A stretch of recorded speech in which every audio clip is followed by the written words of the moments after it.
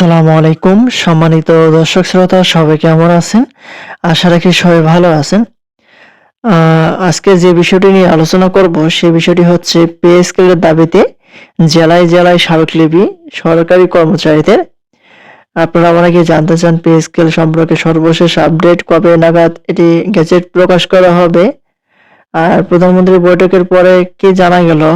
অর্থ উপদেষ্টা কি জানালো? সকল কিছু আপনাদের মাঝে জানিয়ে দেওয়ার চেষ্টা করব। আশা করি ভিডিওটি মনোযোগ সহকারে শেষ পর্যন্ত দেখার চেষ্টা করবেন। আর আমাদের চ্যানেলটিতে নতুন হয়ে থাকলে অবশ্যই চ্যানেলটি সাবস্ক্রাইব করে রেখে পাশে থাকা বেল আইকনটি অন করে রাখবেন।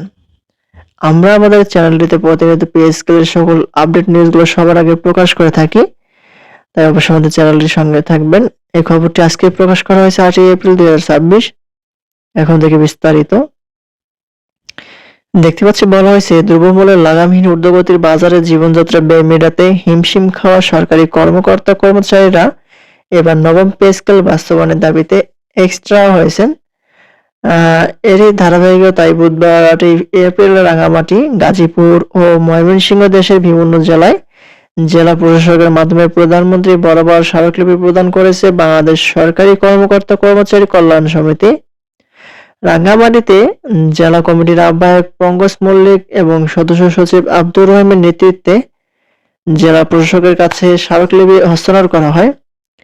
এ সময় উপস্থিত ছিলেন সমিতির নেতা আবু বক্কর, নুরুল হুদা আরিফ, শাহিনা সুলতানা, ডালিয়া ত্রিপুরা ও শহীদুল ইসলাম মানিক সহ অন্যান্য সদস্যবৃন্দ। একইভাবে গাজীপুর ও ময়মনসিংহ স্থানীয় জেলা প্রশাসকের কার্যালয়ে গিয়ে সংগঠনের নেতৃত্ববৃন্দ স্মারকলিপি জমা দেন। স্মারকলিপিতে জানানো হয় যে 2015 সালে অষ্টম পে স্কেল ঘোষণার পর দীর্ঘ 11 বছর অতিবাহিত হলেও নতুন কোনো বেতন কাঠামোর ঘোষণা করা হয়নি। এই দীর্ঘ সময়ে বাড়ি ভাড়া, চিকিৎসা ভাতা, শিক্ষা ব্যয়কে কয়েক গুণ বৃদ্ধি পাওয়া কর্মচারীদের চরম আর্থিক সংকটে দিন কাটাচ্ছেন। জীবনযাত্রার মান বজায় রাখা এখন তাদের জন্য অসম্ভব হয়ে দাঁড়িয়েছে। নেতারা বলেন, দীর্ঘদিন বেতন কাঠামো অপরিবর্তিত থাকায় সরকারি চাকরির প্রতি মেধাবীদের আকর্ষণ কমছে এবং কর্মরতদের মধ্যে মানসিক চাপও বাড়ছে, যা রাষ্ট্রীয় সেবার মান নেতিবাচক প্রভাব ফেলছে। কর্মচারীদের এই সংকট নিরসনে আসন্ন 2026-27 অর্থবছরের জাতীয় বাজেট বরাদ্দ রেখে দ্রুত নবম পে স্কেল বাস্তবায়নের জন্য সরকারের প্রতি জোর দাবি জানানো হয়। আর জেলাগুলোতে স্মারকলিপি প্রদানকালে বক্তারা আশা প্রকাশ করেন যে প্রধানমন্ত্রী মানবিক দিক বিবেচনা করে সরকারি কর্মচারী এই ন্যায্য যৌক্তিক দাবি দ্রুত বাস্তবায়নের কার্যকর পদক্ষেপ গ্রহণ করেন।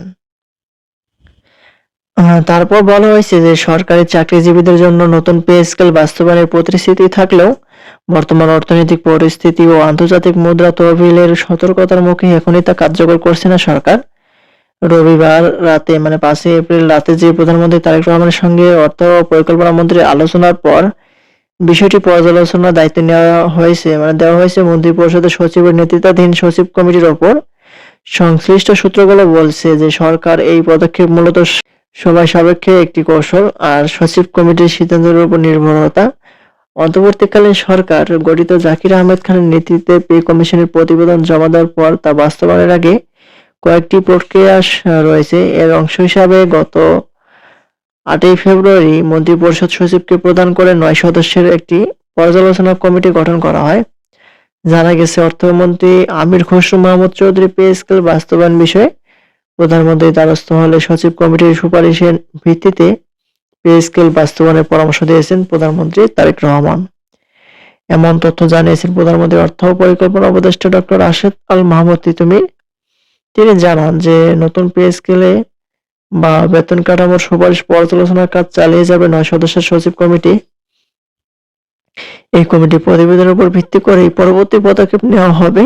তবে এই প্রতিবেদন জমা দেওয়ার কোনো নির্দিষ্ট সময়সীমা উল্লেখ করেনি তিনি। মূলত গত 8 ফেব্রুয়ারি গঠিত এই কমিটি জাতীয় বেতন কমিশন 2025-এর সুপারিশগুলো পরীক্ষা নিরীক্ষা করছে। আইএমএফ এর সতর্কতা ও ব্যয় সংকোচন সূত্র জানিয়েছে যে আন্তর্জাতিক মুদ্রা তহবিলের এশীয় অঞ্চলের প্রধান কৃষ্ণ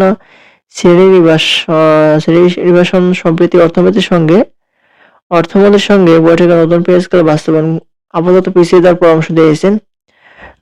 আইএমএফ এর মতে যে বৈশ্বিক অস্থিরতা, ইরান ইসরায়েলের যুদ্ধ পরিস্থিতির প্রভাবে বাংলাদেশের মতো ভঙ্গুর অর্থনীতি, খাদ্য ও জ্বালানি সংকট তীব্র হতে পারে।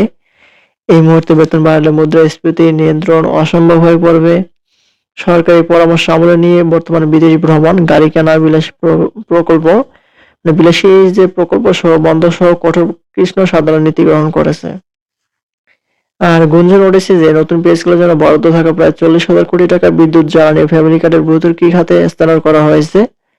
এই খবরে ক্ষোভে ফুঁসছেন সরকারি কর্মচারীরা। বাংলাদেশ সরকারি কর্মকর্তা-কর্মচারী কল্যাণ সমিতি গত 5 এপ্রিল থেকে 10 এপ্রিল পর্যন্ত 6 দিনের কর্মসূচি পালন করছে। সংগঠনের আহ্বায়ক আব্দুল মালেক বলেন, 2015 সালের পর আর বেতন বাড়েনি। নিত্যপণ্যের দাম, জীবনযাত্রা ব্যয় এখনো আমাদের ক্রয় ক্ষমতার বাইরে। আমরা আগামী বাজেটে প্রয়োজনীয় বরাদ্দের দাবি জানাই। সরকারি চাকরিজীবীদের পক্ষে সংগঠনটি বলছে, বর্তমান বাস্তবতায় দ্রুত নবম পে স্কেল বাস্তবায়ন করা অত্যন্ত জরুরি। আর বিশেষজ্ঞদের মতে যে সিপিডির সম্মানীয় ফেলোডো দেবপ্রিয় ভট্টাচার্য মনে করেন যে অন্তর্বর্তীকালীন সরকারের দেওয়া সুপারিশ সরাসরি গ্রহণ না করে তা একটি অবদান হিসেবে বিবেচনা করা উচিত। তিনি একটি আলাদা কমিশন গঠন করার পরামর্শ দিয়ে বলেন যে আগের সরকারের নেওয়া উদ্যোগ বর্তমান সরকারের উপর এক ধরনের প্রলম্বিত দায় তৈরি করছে, যা অনেক ক্ষেত্রে অন্যায্য। এদিকে অর্থ সচিব খায়রুজ্জামান মজুমদার অভয় দিয়ে বলেন যে সরকার পে স্কেল দিয়ে প্রতিশ্রুতিবদ্ধ। সচিব কমিটি কাজ শুরু করছে, এ নিয়ে দ্বিধায় পড়ার কোনো কারণ নেই। তবে মাঠ পর্যায়ের কর্মকর্তারা মনে করছেন যে সরকারের বর্তমান অনমনীয় অবস্থায় সাহসী নতুন বেতন কাঠামো আলোর মুখ দেখছে না। সিরাজগঞ্জ জেলা প্রশাসকের দপ্তরে কর্মরত প্রশাসনিক কর্মকর্তা আকবর হোসেন বলেন যে মনে হচ্ছে সহসায় বাস্তবায়ন হচ্ছে না। প্রধানমন্ত্রীর পরামর্শই তো আমলে নিতে হবে, তিনি নিশ্চয়ই ভালো কিছু করবেন, এটা আমাদের বিশ্বাস। এ হচ্ছে পে স্কেল সংক্রান্ত সর্বশেষ আপডেট। পরবর্তীতে নতুন কোনো আপডেট আসা মাত্র আমাদের চ্যানেলটিতে পেতে অবশ্যই চ্যানেলটি সাবস্ক্রাইব করে রাখবেন। ধন্যবাদ সবাইকে। আসসালামু আলাইকুম।